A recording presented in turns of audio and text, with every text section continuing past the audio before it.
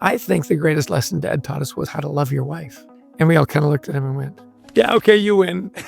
When you have 5 boys, it's always a competition, no matter what it is, right? And I've reflected on that. And he did, he always held the door for my mom. He always was so complimentary. He never raised his voice. And my relationships can be difficult, and I'm sure they had difficult times. Never took offense. He never, for a minute, and I've had this conversation with my lovely wife, Heidi. We'll be married 43 years this year. My parents for 65. So set a goal, 65 is sort of the minimum, right?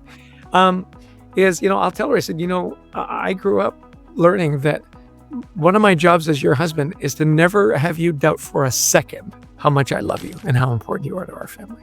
And she goes, yeah, I really appreciate that. I said, yeah, that's good. So that loving environment, I think, is another great lesson from just growing up in a happy household.